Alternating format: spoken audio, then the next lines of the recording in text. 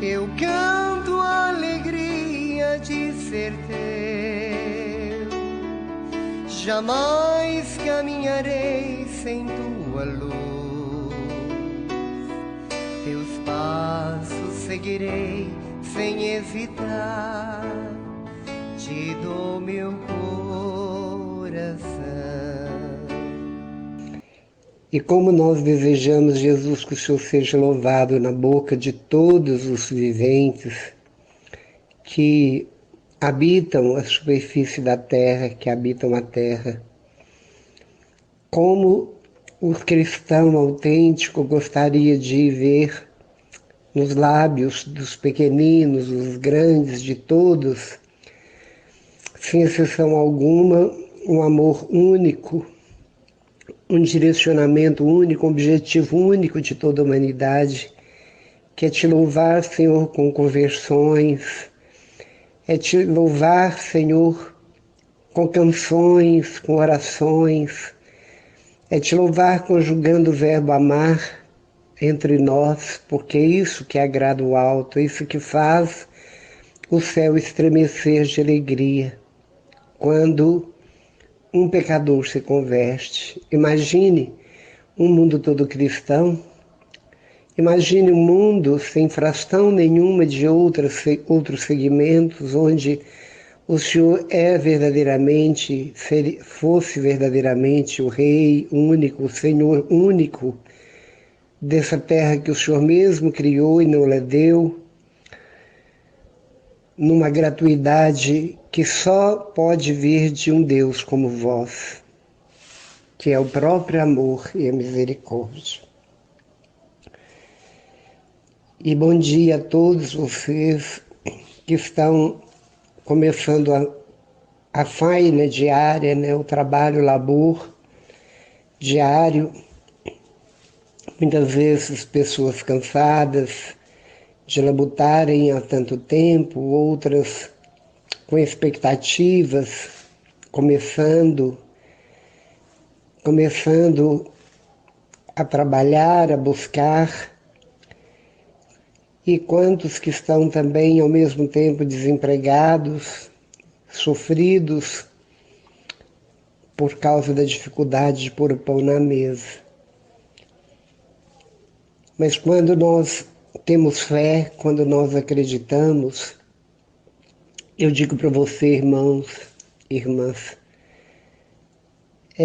como disse o próprio Jesus, não vos preocupeis com nada, porque se Deus alimenta as aves do céu, os animais de toda espécie do mar, os animais da terra, os maiores animais, como Ele pode esquecer de nós que somos filhos filho dele por Jesus Cristo? Por que preocuparmos em vestes, em teto, se todos os animais têm o seu habitar? Ele jamais nos deixaria sem nos cobrir e nos cercar de carinho e de amor. Por que preocupar com as vestes, se Jesus se despiu para nos vestir da sua graça? E assim nós vamos percebendo com o próprio Jesus nos seus ensinamentos que basta o necessário, basta aquilo que é o necessário. Desde que o necessário para nós seja ouvir a palavra dele, ouvir a palavra do Mestre, por a meditar, buscá-la e levá-la ao mais profundo do nosso ser, para refleti-la com mais amor, com mais zelo, e tirar das lições, das metáforas, das parábolas que o grande pregador Jesus Cristo nos fala com tanta sabedoria, tanta maestria, com certeza auxiliado pela cumplicidade do Espírito Santo e por amor ao Pai, que é o Pai que que punha na boca do filho a palavra, porque Deus disse várias vezes, 8 vezes aparece Deus disse, isso se fez, aquilo outro se fez. E o disse do Pai é o próprio Jesus. E Ele é a palavra, Ele é o verbo.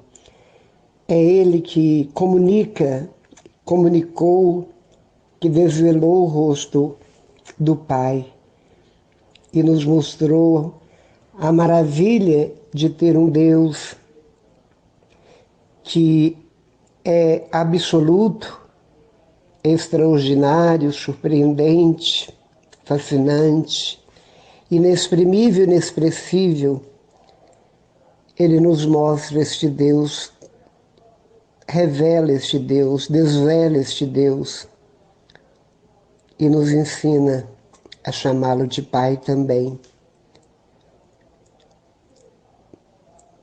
Pai forte, Pai amoroso, Pai misericordioso. A vinda de Jesus verdadeiramente mudou radicalmente os rumos da história.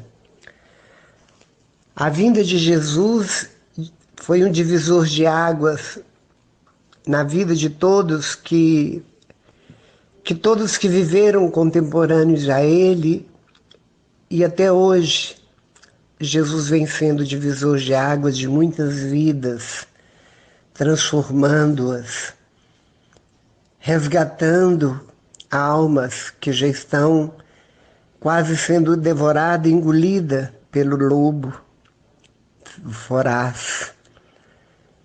A função dele é o pastor que apacenta, que cuida. A função dele sempre foi cuidar, zelar, amar, chamar cada ovelha pelo nome, dar alimento a cada uma, levá-la nas pastagens verdejantes, nas águas cristalinas. Essa é a função de Jesus, que continua sendo e será por todo sempre. E ele não quer que nenhuma ovelha se perca.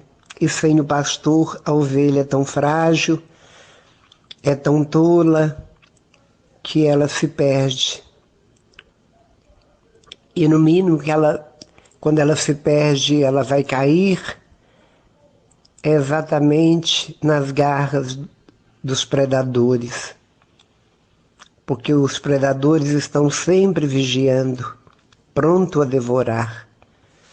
Por isso Jesus é o nosso companheiro inseparável. Por isso Jesus precisa ser o nosso companheiro inseparável, porque na medida que eu aproximo dele, é que ele se aproxima de mim, porque ele respeita meu livre-arbítrio. Se eu dou um passo para ele, ele dá também para o meu lado. É preciso sempre buscá-lo no dia a dia, buscá-lo no pensamento, buscá-lo nos nossos afazeres, nas nossas responsabilidades, buscá-lo no nosso cotidiano, buscá-lo até dormindo. Ser tão dele e tê-lo sempre tão junto que sempre sonharemos com ele. Porque ele está literalmente ele está impregnado na nossa mente, no nosso consciente e no nosso inconsciente, para aquele que verdadeiramente se deixa cristificar por Jesus, através do alimento que ele nos dá, que é ele mesmo. Vamos tomando a forma, o tamanho, vamos crescendo diante dos homens e diante de Deus, quando nós verdadeiramente queremos Jesus, queremos Deus. E nós sabemos que Jesus foi um grande político. Ele era o homem das multidões, e das multidões variadas, de todas as classes sociais, de todos os gêneros. Jesus se fez amigo e Jesus os arrastava, porque Jesus dava a eles o pão da esperança. Jesus dava a todos eles o pão para suprir carências afetivas, para tirar medo, para fortalecer a coragem.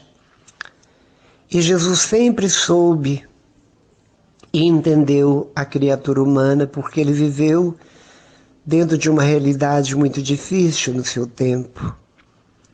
Por isso, aqueles que eram lançados fora ou eram amaldiçoados por Deus segundo os critérios do judaísmo, eram exatamente esses que Jesus ia atrás. Era na companhia desses que Jesus tinha preferência. Os anauins, os pobres de Deus. E vemos que Jesus não era um homem que se fazia grande, que se achava grande, e ele nunca se posicionou acima de quem quer que seja. Ele só ficou acima de nós quando ele foi cruelmente cravado numa cruz. Só neste momento que ele ficou acima de nós. Ao contrário, ele nos diz que o verdadeiro cristão é aquele que rebaixa como ele rebaixou. Desceu do trono celestial e veio até a terra, uma terra impregnada de pecado, de maldade, perversidade, com cheiro de morte, de guerra e tudo aquilo que é o oposto da luz do alto, do projeto que Deus tanto sonhou para nós, tão ao contrário. E quando vemos o Jesus político que travava profundas relações de amizade, a gente vê que ele sempre estava em missão, porque Jesus foi o maior missionário, o grande missionário, o inquieto missionário, o viandante, o andarilho incansável, que aproveitava todas as ocasiões. Ele anunciava no tu a tu, se tivesse uma pessoa ele anunciava. Como Nicodemos o procurou à noite, ele pregava para 2 pessoas como os discípulos de Emaús. Ele pregava para multidões de 300, 500, milhares de pessoas também. Seus recursos tecnológicos que temos hoje, de microfone, de som, que damos o volume que quisermos. A voz de Jesus, quando ela partia do coração para atingir os ouvidos e o coração daquele rebanho que parecia ovelha sem pastor, era uma voz que tinha autoridade, que tinha um volume que adequava a cada ouvido, a cada coração. Por isso, a variedade dos seguidores de Jesus, dos discípulos de Jesus, dos apóstolos que ele formou, foram das mais variadas classes, das mais diversas profissões, alguns letrados e outros até analfabetos, uns pegadores, outros cobradores de impostos. Vemos o grande Saulo, que não conheceu Jesus pessoalmente e foi uma das conversões mais fantásticas, e foi o apóstolo que sustentou muito a igreja com suas palavras, com suas cartas corretivas, as cartas que direcionaram a nós na questão moral, em todos os sentidos, para nos ensinar o que realmente, verdadeiramente é ser cristão e morrer pela causa de Jesus Cristo. E hoje nós precisamos tanto,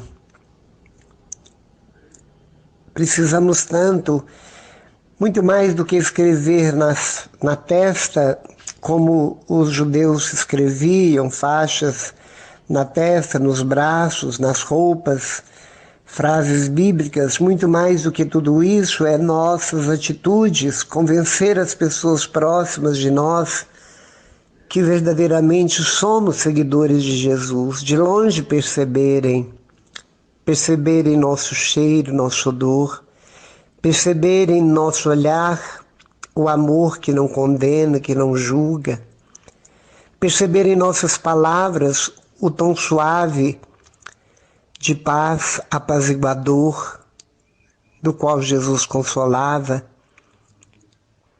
mesmo morrendo na cruz, consolava, mesmo na extrema agonia, consolava. E Jesus tinha duas grandes amigas, Marta, Maria e o irmão Lázaro.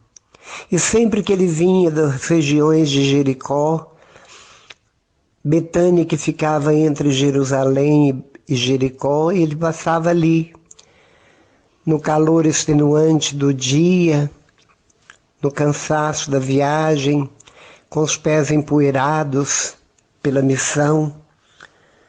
E quando ele ali parava e batia na porta, certamente com toda delicadeza, as duas mulheres, as duas irmãs, corriam apressadamente disputando quem iria abrir a porta, porque sabiam pelo tom, pelo jeito que era o mestre. E quando o mestre chegava, era dado a ele a melhor cadeira, era dado a ele a grande recepção da bacia, a água para lavar-lhe os pés, que era um tipo de acolhimento dos grandes e bons anfitriões. E Maria fazia isso e ficava embevecida, porque enquanto ela lavava delicadamente os pés do mestre, talvez fazendo até algum curativo, talvez usando até algum medicamento, algum remédio por causa do inchaço, por causa das rachaduras, por causa da questão do tempo, da ressequidão da terra e da falta de tempo, muitas vezes até de lavar os pés, a falta de água, um lugar onde a água é tão escassa. Ela derramava às vezes o vaso de alabastro, derramava nardo puro de grande valor, dava o resto da água da bilha, da ânfora, e ainda enxugava com os próprios cabelos. E ali, agachada diante de Jesus, ouvia com grande alegria, silêncio e atenção as palavras do Mestre, que sempre e nunca perdia tempo para mostrar, direcionar, ensinar e, acima de tudo, falar do amor, falar do que agrada ao Pai, falar do o que nos leva realmente, verdadeiramente, para junto dele, para junto do céu, do Pai no céu. E quando nós vemos essa cena onde Jesus repreende Marta, que chega com a mão na cintura e pede a Jesus que Marta deixe os pés dele, deixe de ouvi-lo para ir ajudá-la na cozinha, para servir uma refeição, Jesus a repreende dizendo: Marta, Marta, andas muito preocupada e inquieta com poucas coisas e com muitas coisas, e Maria escolheu a melhor parte, e essa parte não lhe será tirada. E certamente Marta foi desconfiada e avexada para a cozinha, enquanto Jesus deu continuidade à fala a Maria. E quando nós vemos uma cena como essa, um episódio como este, nós precisamos de lembrar sempre dessa cena, a necessidade do equilíbrio, porque é claro que precisamos das mãos para cuidar dos outros, para trabalhar, mas nós precisamos muito mais de um coração aberto, um coração com tímpanos, com ouvidos aguçados e curiosos para ouvir aquilo que Deus tem para falar com cada um de nós. Muito mais do que as mãos, muitas vezes, é a nossa presença promovendo o outro, A nossa simples presença silenciosa tira os medos noturnos das pessoas, dá segurança aos outros. Aquilo que temos, dividir com o outro, até a própria pobreza, até a própria fome muitas vezes, mas nunca deixar de mostrar para o outro a esperança, o jeito que Jesus viveu,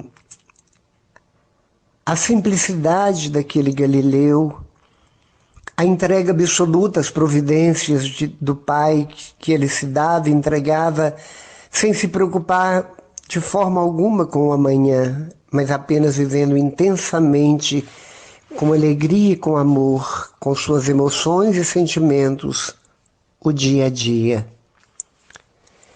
E é tão interessante tudo isso. Embora Jesus tinha tantos amigos, ele tinha também muitos inimigos. Era um povo que se dividiu por inveja, por ciúme, porque Jesus arrastava multidões, porque a fala de Jesus desconcertava os escribas e fariseus, porque a fala de Jesus atingia, de certa forma, a assembleia, que não se ouvia o barulho de um mosquito voando, porque todos queriam ouvir, e com avidez, cada ponto, cada vírgula, cada expressão. O próprio timbre da voz de Jesus tocava as pessoas. O olhar com que ele pregava, olhando nos olhos de cada um, dava devida importância, é como se ele estivesse falando e estava falando com cada um dos milhares que ali estavam. E cada um sentia o seu olhar, sentia no próprio coração o acolhimento, a ternura daquele Deus, o amor com que ele tinha por cada ovelhinha ali. Famintas, sedentas. E o mundo está assim, embora eles não saibam muitas vezes, ignoram. Assim como a ovelha é míope, o mundo muitas vezes é míope para ver as coisas de Deus. Queremos ver tudo que tem no celular. Queremos ver tudo que está ao nosso derredor. Temos curiosidade absoluta de tudo, dos vizinhos, de notícias. Somos bombardeados de todos os lados, de todas as formas, com notícias funestas. E quanto mais escabrosas são as notícias, mais ibope dá. Mais ibope dá. E é interessante que dificilmente você vê as pessoas plugadas, quando você chega na casa delas, numa missa televisiva, transmitida pela televisão, uma pregação que se vê tanto pelo celular, oriundo de uma canção nova, de tantas comunidades, de tantos padres que rezam o dia todo para atingir norte, sul, leste, oeste do país e às vezes até os recônditos de outras nações. Não vemos. As notícias bombásticas são as notícias de morte, são as notícias trágicas, são as notícias caóticas. As notícias, a boa nova, a boa notícia, a novidade do Evangelho, este Deus invisível, mas real, que só é visto por aqueles que têm fé, não dá ibope. Perde de longe na mídia.